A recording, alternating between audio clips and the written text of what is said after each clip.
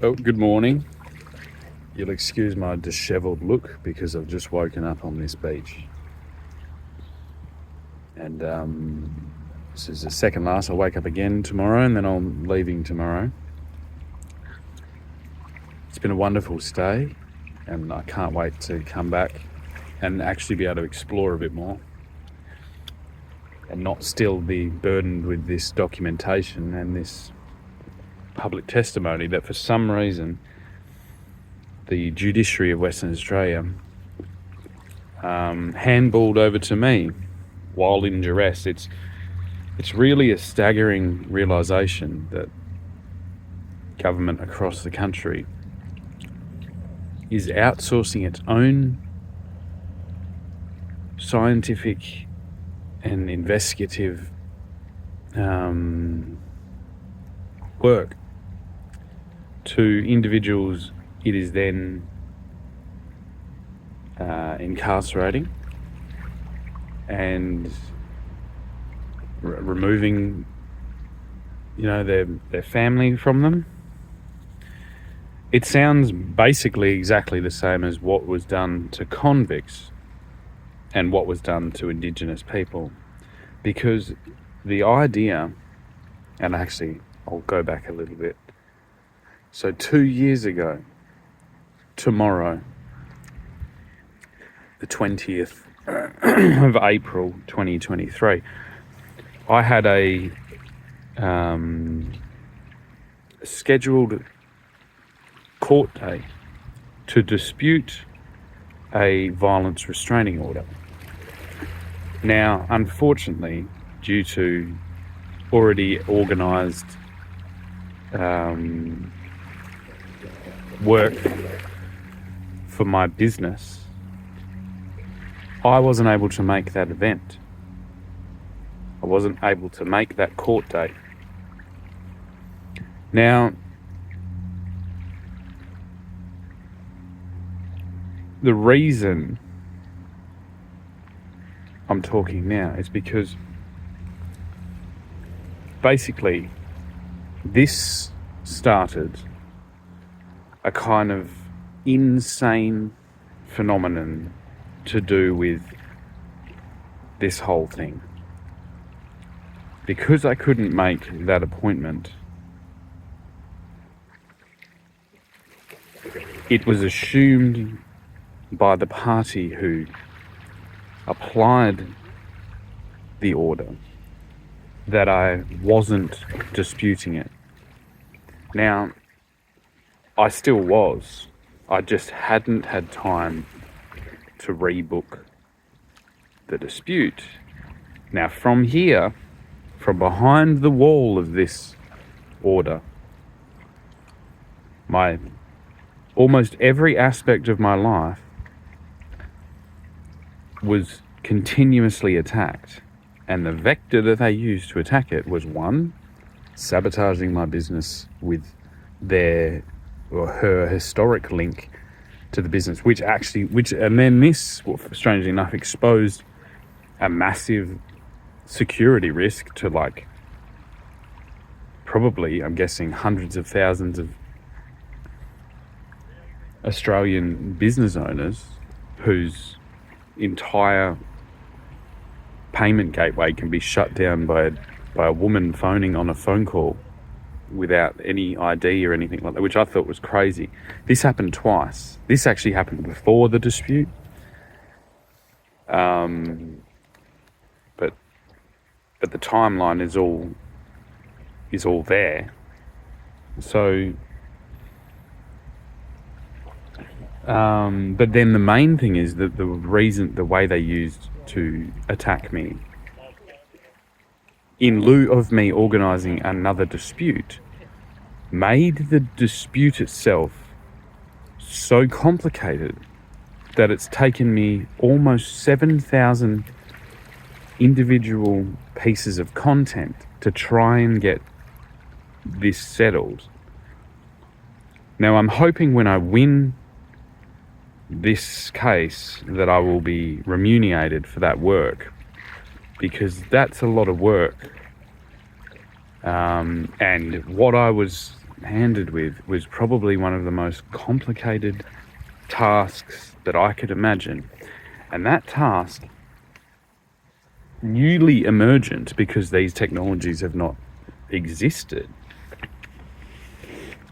was to prove why sharing a photograph of your family is not violence. And I guess that already, considering I was selling mirrors and had already, I believe, started using those mirrors as a metaphor for what was happening in the digital world and how we were being ushered into kind of a non-world instead of just a projection of the real world. This then continued to amplify whilst I was making the comment. But because I'd already been labelled as an extreme minority by the state government, I guess, and also because I'm guessing there were social media restrictions put on my account, I'm guessing that were applied for in a similar fashion to the violence restraining order by the state government. And my other guess is that they forgot to tell Meta or Instagram or Facebook to turn those off, because it seemed like the perfect plan. You could just turn anyone critical off and then just forge your way to a speedway track right next to the casino. That's what I'm seeing on my end. But yeah, I'm not really sure. But all of those tasks were given to little old me. And now this is why, under these insane circumstances, I had to just put my business on hold. I had no idea. I'm like, well, my financials have been shut down. My reputation's being attacked. I'm being arrested for breaches using photographs on the internet as the breach, and phone calls and like weird non-violent things. And then this actually culminated in my mother using the exact same strategy when I tried to set up a boundary to have a discussion about a historic kind of agreement that had actually led to the initial feelings of betrayal by my children's mother. And then she did the same strategy. And so you'll see that I have been dealing with a situation, I would say initiated by my mother, and considering she's mentally ill, that kind of makes sense. I've had a long time to get used to it, but as a daughter-in-law that's like leaving the thing, whatever, like she was put through hell by my mother. And I think that paved a lot of the road to how her and her new husband viewed me, kind of like in a discriminatory way, like a racist way, like in a bigotry way. And it led to some interactions that were pretty clear. They made that pretty clear, or mainly her husband made that pretty clear. So I think they're all happy to use these medical diagnoses, which I'm critical of. So it's weird that I have to use them here, but they want to use those medical diagnoses to put these orders on based on my mother's illness, not mine. And then they want to, but then they're not considering that as an illness or a disability. They're considering that as like a racist thing. Like and a bigot, that's a disabled condition, according to everyone, which also I'm critical of. So it's weird. I'm critical of it, but then I'm still empathetic, because that's complicated as well. You see how all these things, even the initiation of this kind of as an acceptable disability and this all landed in my wheelhouse, so to speak, because I was born right after all this stuff started happening. It put pressure on my parents' marriage, and in my opinion, it created an unworkable situation for my father, and he just kind of grinned and bared it until he died. Because unfortunately, and this is also what I'm trying to avoid, in the sense of a woman in this condition, in this situation, you've created an untouchable entity. In the case of her son, you've created a fucking scapegoat. Sorry for the swear. A complete and utter whipping post that can be dragged out and used whenever you want by whoever they want, to unleash all the furies of thousands of years of interaction with the British and with white, the colonisers, by an Irish, or a daughter of two Irish immigrants, who at the time of our separation was not an Australian citizen. That precedent, if expanded to all the cultural marriages out there, and all that built up animosity, between the Irish and the English, yes, there is quite a bit, but a lot of reconciliation has been made, hence the fact that we had children. There are cultures and emerging global conflicts with marriages in Australia in this same situation. And if these shortcuts and these loopholes are used en masse without exposure to them, which is what my job has been here, exposing these strategies for the whole of Australia so that they are not weaponized and used against our population, our native population, which, let's just say for this case, let's just say 150 years is a native population now. We've established lots of infrastructure. The amount of infrastructure being developed now, and the style and the status of it, because it is absolute garbage, is not akin to the infrastructure and the organisational structures that were established, 100 years back. And so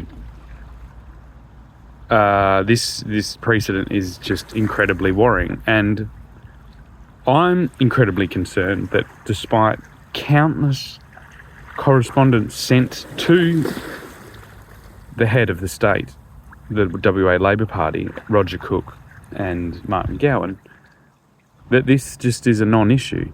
They have literally placed me in a digital concentration camp, and that point I've been making for over 2 years.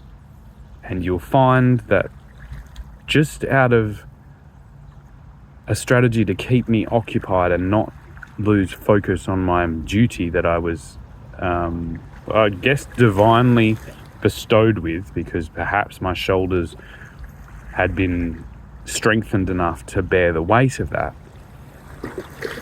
But yeah, I made it interesting, and I made it kind of like an emerging, like flower that's kind of timed at the right time, and is like a sculpture, I suppose, like a mosaic or like a painting, but it's all those 7,000 posts as I draw closer to that number, which is 0007, backwards like a mirror, is just going to emerge into this flower of revelation of misuse and attempted invasion and hijacking of the political system that my family very much helped establish. So as I fly back into Perth tomorrow evening,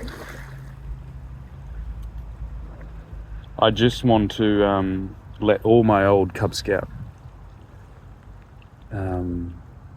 fellows and past leaders and basically the whole scouting community that we're still out here, and I want a badge for this. I think I deserve a badge for this one, because it's been a long trek to kind of use all the abilities honed in Scouts and Cubs to get this one over the line. And I think maybe that's what the Labor Party needs to concentrate on. Instead of, you can't be locking up every second hoon in the streets and confiscating cars and doing all this stuff that you're constantly doing, and then building a racetrack in the middle of the city. The city is not going to absorb a supercar track, I'm sorry. Quite happily shut the thing down one day a year or one weekend a year. That'd be amazing, but you're not going to build a permanent track. Go away. Why don't you re-establish Scouts, considering it just saves the country, possibly more than likely. Put some money into that.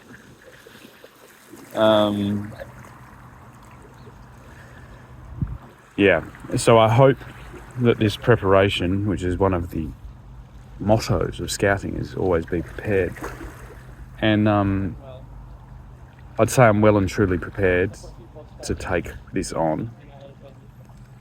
And my hope is that just by the sheer vast quantity and quality of what I've produced, my hope is that the Western Australian Labor Party kind of does put their hand up and say, well, wow, we owe you some money, Shannon. And considering I was also working on manufacturing and distributing a product to schools during the pandemic, which was at a loss, because that's kind of the thing with manufacturing. You get to an efficiency of scale, and then you can kind of turn it up.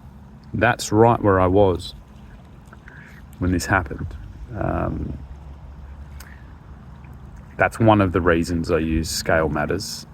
There's quite a few, actually, if you get down to the multiple meanings of the word scale. But yeah, I would hope that they would come forward and say, well, yes, under this sheer amount of weight derived by your unwavering dedication to your country, Shannon, I would say that we owe you some money. So in the words of the Southern River Band, I would end this statement by saying, fuck you, pay me.